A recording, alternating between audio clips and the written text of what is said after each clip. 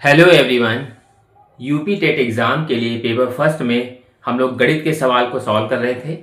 कुछ क्वेश्चन हमने करवा दिए हैं और कुछ क्वेश्चन जो बहुत ही इंपॉर्टेंट हैं। तो चलिए शुरू करते हैं, उसको देखते हैं।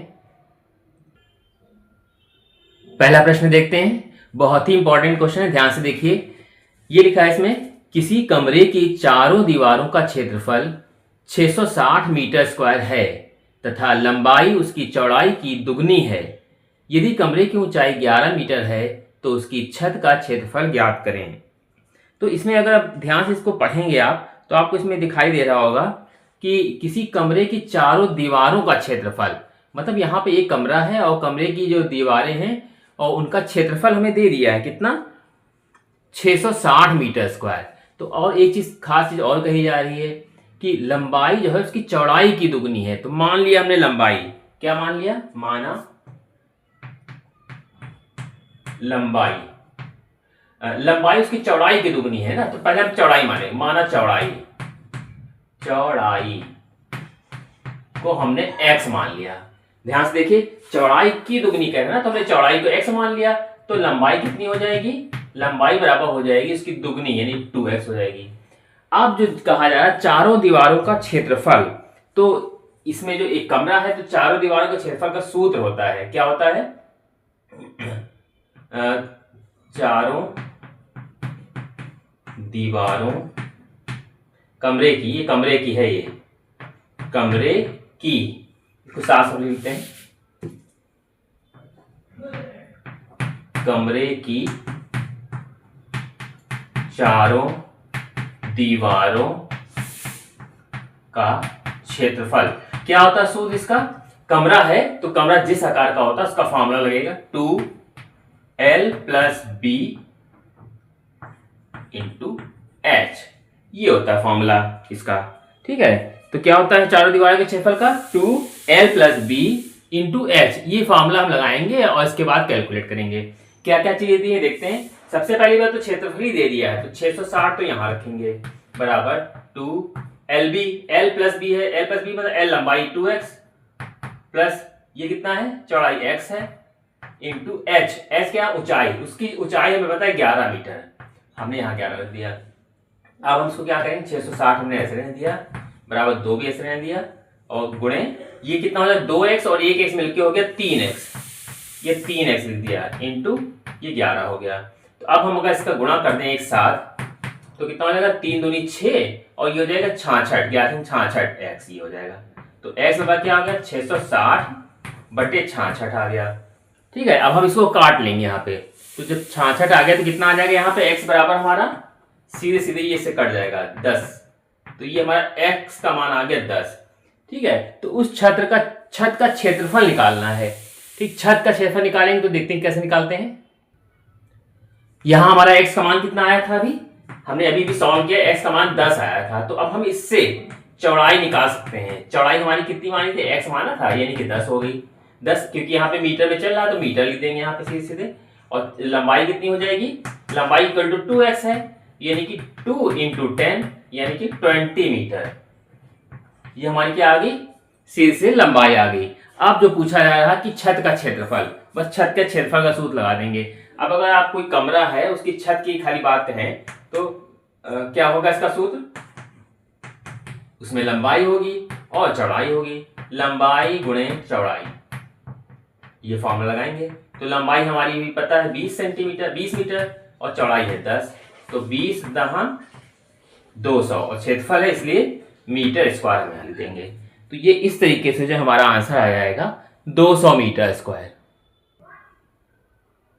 अगला प्रश्न देखते हैं, इंपॉर्टेंट क्वेश्चन है ये भी और थोड़ा सा टफ पड़ेगा, लेकिन ये जो है करनी से संबंधित है। इसमें देखिए रूट लगे हुए हैं, यहाँ के एक रूट लगा है, यहाँ पे भी ये क्यूब रूट लगा है, यहाँ पे 4 लगा हुआ है और अंदर जो है एक डिजिट दी हुई है। तो इसको आरोही क्रम में करेंगे। तो ऐसी चीज को आरोही क्रम में कैसे कर सकते हैं, आपको एक चीज ये पता होगा कि जब तक कि ये इक्वल नहीं होंगे तब तक कि हम अंदर की जो है गिनतियां दी उसको डिसाइड नहीं कर सकते कि कौन छोटा है कौन बड़ा है। तो पहले तो हम इसको बराबर करेंगे। कैसे करते हैं बराबर, यहाँ देखिए यहाँ पे कोई गिनती है नहीं, यहाँ पे लेकिन 3 है, यहाँ पे 4 है, तो यहाँ लेकिन यहाँ कुछ नहीं होता है यहाँ पर, तो और ये स्क्वायर रूट लगा है तो ये वर्गमूल है, वर्गमूल में यहाँ पे 2 होता है, तो हम यहाँ लिखेंगे 2 यहाँ का 3 ले लिया और यहाँ 4 का जो है हमने निकाल लिया लासा। लासा मतलब लघुत्तम समावर्तक। कैसे निकालते हैं, जैसे भी आपकी इच्छा है वैसे निकाल लीजिए। तो हम आपको चाहे निकाल दिखा देते हैं, यही रफ में दिखा दे रहे हैं। ये रफ मान लीजिए हमने 2 से करा, 2 एकम 2, ये 2 दूनी 4, फिर 2 से ये नहीं कटेगा, 2 एकम 2। अब हम 3 से करेंगे ये। तो अब हम लासा जब लिखेंगे तो क्या होगा, 2 दूनी 4 यानी 12, यानी 2 गुणे 2 गुणे 3, 2 दूनी 4 और 4 3 12। तो हमने ये चीजें जो है ऐसे लिखा, हमने इसको फैक्टर किए एक साथ और हमारा जो लासा निकल के आ गया 12। तो अब हमने 12 यहाँ पे लिख दिया कि हमारा लासा आ गया 12। तो अब हम इसको मिटा सकते हैं। ये मेरा रफ काम था। मेन काम अब शुरू होगा। लघुत्तम लेने के बाद अब हम क्या करेंगे, यहाँ पर 2 3 4 का लघुत्तम ले लिया। अब हम इसको उठाएंगे, यहाँ पे यहाँ कितना है 3 इक्वल टू, आगे क्या करेंगे, यहाँ पे यहाँ 3 लिख देंगे। यहाँ पे यहाँ कितना था 12 है, यहाँ 12 लिख देंगे। ठीक है, अब यहाँ पे जो गिनती होती है इसको हम डिवाइड करेंगे इस 12 को, तो 3 था ऐसे रहेगा। यहाँ पे जो गिनती लिखी, यहाँ पे 2 है, 2 को 12 भागे 2 छंग 12, ये हो जाएगा। तो आप जो है क्या करेंगे, 6 घात लग गई इसकी। तो अब हम क्या करेंगे, 3 को हम 6 बार गुणा करेंगे, ऐसे करके देखेंगे। 1 2 3 4 5 6, 3 3 9, 9 3 27, 27 है 81, 81 तियां, 81 तियां कर लिया, 3 कम 3, 3 24, 243। और 243 को फिर 3 से कर लिया, 3 3 9, 3 चौके 12 और 3 दूनी 6 729। यहाँ पे कितना आया हमारा 729 आया।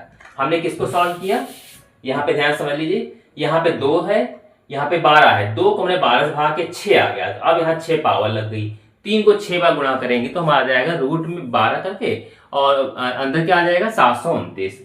अब क्या करेंगे, यहाँ पे अब हमने दूसरा उठाया, यहाँ 3 है, 4 है यहाँ पे इक्वल टू, अब क्या करेंगे, यहाँ 12 तो आएंगे क्योंकि लास्ट हम निकाल चुके हैं। यहाँ पे 3 है, यहाँ 12 है, तो अब हम क्या करेंगे, 3 को 12 से भाग करेंगे तो कितना हो जाएगा 3 चौके 12, ये ठीक है। तो अब कितना आएगा, यहाँ पे 4 को 4 बार गुणा करेंगे, करके देख लेते हैं। 4 4 4 और 4, इस तरह से 4 चौक 16, 16 चौके 64, 64 चौके, तो 4 चौक 16, 64 चौके 4 चौक 16, 4 24 और 25, 256 आएगा। ठीक है, हमने इसको मल्टीप्लाई कर लिया तो ये हमारा आ गया 256। ठीक है, अब 256 के बाद अब ये आखिरी बचता है। अब हम इसको क्या करेंगे, यहाँ पे हमने 12 लिखा, 5 लिखा, यहाँ 4 से भाग करेंगे 12 को, तो कितना होगा 4 3 12, ये हो गया। तो अब अगर देखा जाए यहाँ पर 5 को 3 बार गुणा, 5 गुणे 5 गुणे 5 यानी 25 पंजे 125, ये हो गया। तो अब आपको ध्यान से देखिए, सारे यहाँ रूट देखिए सब बराबर दिखाई दे, सब में 12 12 आ गया और सारी अंदर गिनती भी आ गई इसकी। तो अब हम यहाँ पे ये करेंगे, इसमें जो सबसे छोटा है आरोही क्रम का मतलब क्या, अब हम आरोही क्रम में करेंगे। यहाँ पे आरोही क्रम क्या होगा, आरोही क्रम इसका, इनमें सबसे छोटा कौन सा है, ये, इसका मतलब ये लिखेंगे पहले हम। यहाँ आंसर ये नहीं लिखा जाएगा, आंसर तो हम इन्हीं को ही अरेंज करेंगे। फिर इसके बाद ये सबसे छोटा है तो हमने ऐसे निशान लगा दिया। फिर इसके बाद इससे बड़ा ये है तो ये हो जाएगा इसका रूट, यहाँ 3 रहेगा, यहाँ पे 4 रहेगा। फिर इसके बाद अगला आरोही क्रम ये हो गया, ये आखिरी में ये बचा रूट 3 लगा देंगे सीधे।